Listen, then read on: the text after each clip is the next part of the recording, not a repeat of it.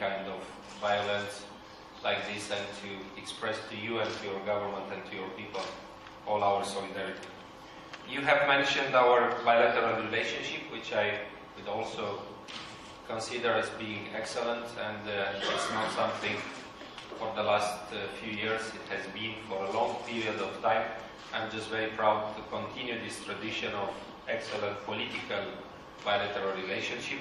But I'm also very happy to acknowledge that almost, if I'm not wrong, 14 bilateral agreements have been signed by the member of our cabinets, and that gives positive perspective in the future for cooperation in protecting the environment, technology and research, and I think that Israel is a model for the whole world in advanced technology, in investing in the new technology and research. Education, and here I can only say that government of Romania and all our education system, we are trying to improve not only the general education of our kids, of our new generation, but also better knowledge of the past.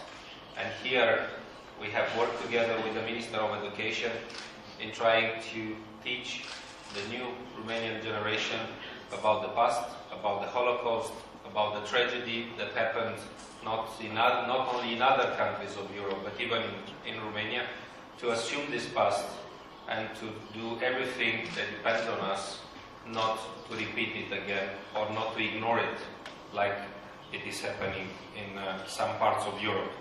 I am proud to tell you, Prime Minister, and to your ministers, that during the recently European election, Romania has not sent to the European Parliament not even one representative of a racist, populistic, anti-Semitic political force. I cannot say the same about other European countries, and me as a political leader, I'm very much concerned about the rise of anti-Semitism, about the rise of populism and racism in Europe, and I hope that Romania will remain an open society, a democratic and free society, and we will be able to fight against any tendencies of reviving the ghost of the past. And based on this, I can assure you and your people that you will always find in Romania friends and partners for all your important partnerships. We have used this opportunity to speak about important economic relationship, because Romania is right now in a positive process of economic growth, of creating jobs, and enlarging our economic relationship will be a win-win situation. And more specifically, I think that our cooperation in combating terrorism and cybercrime, it's a very important project for both countries, and we have a lot to learn from your experience and your specialists, but you will be amazed that even Romania is already very advanced in these two specific sectors of combating cybercrime and terrorism. I would only mention the research, and I'm very pleased that your specialists are going to be involved in what is now for Romania and for Europe one of the most important research projects, ELI, Extreme Light Infrastructure.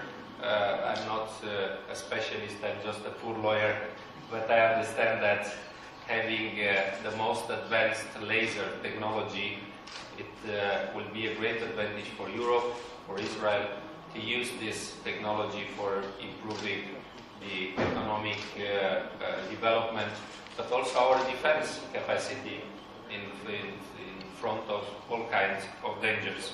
I will not mentioning more than this, but I'm very happy that we have succeeded to advance in the cooperation in the health sector, in the labor legislation and cooperation.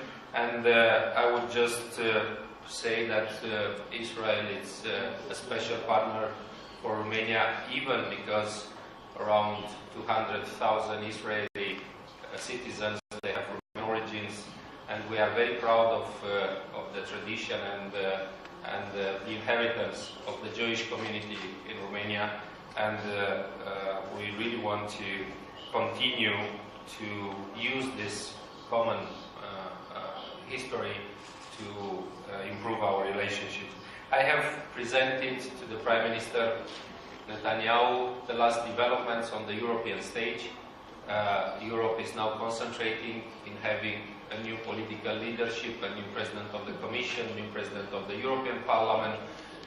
It's also very much concerned about the political crisis which is at our border in Ukraine, in Crimea, the relationship with Russia. But nevertheless, Europe should also understand that this part of the world, it's also very important, that what is happening here, it will affect sooner or later the life of Europeans, and that we must be on the side of the peace, dialogue, security for all the people in this part of the world.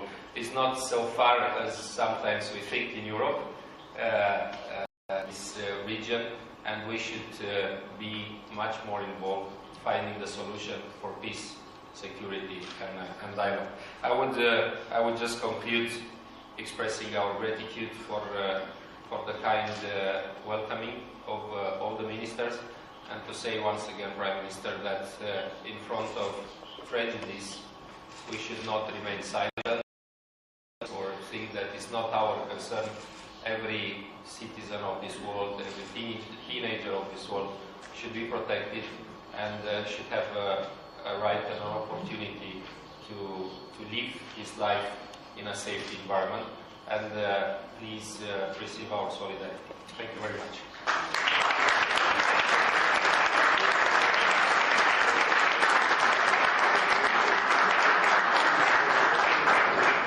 I'd like to apologize to all the members of the press. We started late, so we have to cancel the question and answer. I apologize profusely. I would like to invite the Prime Ministers, the Ministers, the Deputy Ministers, the Ambassadors, please to go over there to the where the flags are there in the corner for the group photograph. Every time we do a G2G, we do an official photograph of all the participants. I'd like to thank everyone for coming. The Romanian delegation, welcome to Israel.